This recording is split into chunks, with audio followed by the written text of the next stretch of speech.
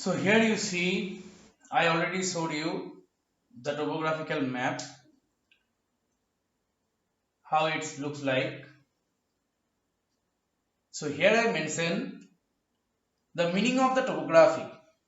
The word topography actually or has been derived from two different words, topo and graphic, where topo means landscape. Landscape means the shape of the land, the design of the land is called landscape, while the graphic means description. So together we can complete the definition of topographical map by this way, that topographical map means the description of the landscape or the design of the map land represented by or described by a map is called a topographical map.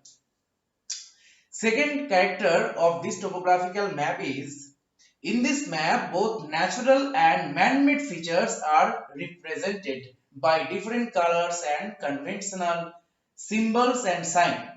So what is conventional symbols and signs? I hope all of you learn about it in class 6.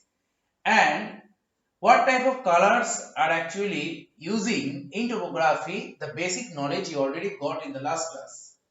So here you see both natural and man-made features. Some of the natural and man-made features you already learned in class 6, but still I am just revising you the previous lesson. The natural features means which one actually not formed or prepared or constructed by the human beings, such as the vegetation, the landforms like the rivers. These all are the natural features, while the temple, church, the settlement, the hospitals, these all are the man-made features. We can represent both natural and man-made in this map. That is the most essential benefit of topographical map, that if you know the study about topographical map, that time you no need to depend upon any other map in the world, because you will get both natural and man-made features together in this map. And to represent them all, we must use different colors and different conventional symbols, so it can be easy to the learner to study the map. Third point, it is a two-dimensional figure.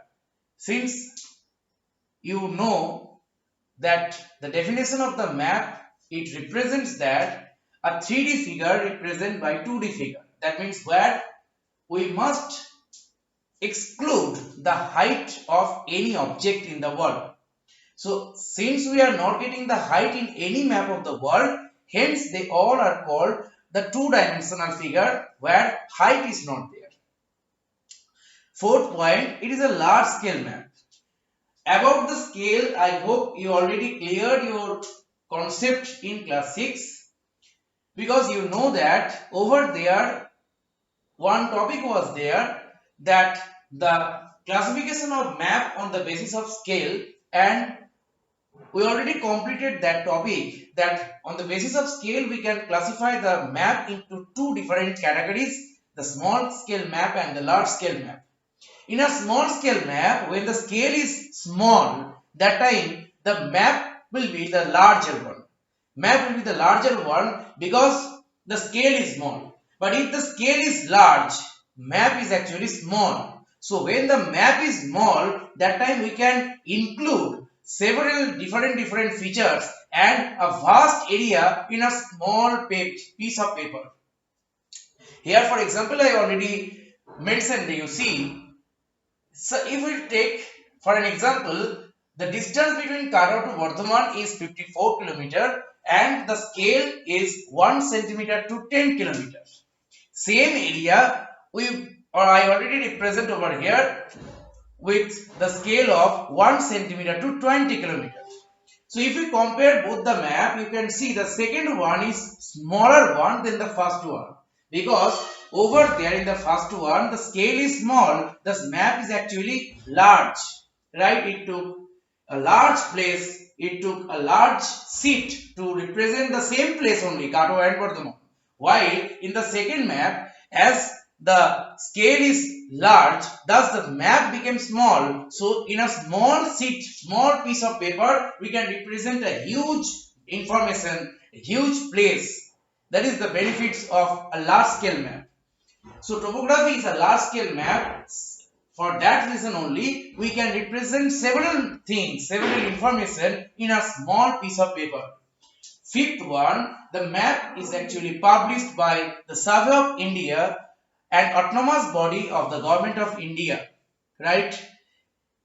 As this map is a property of the government, thus you can't buy this map from the open market. If you want to buy this topographical map, you must visit the Survey of India regional as well as the central office, and from there only you can buy a topographical map.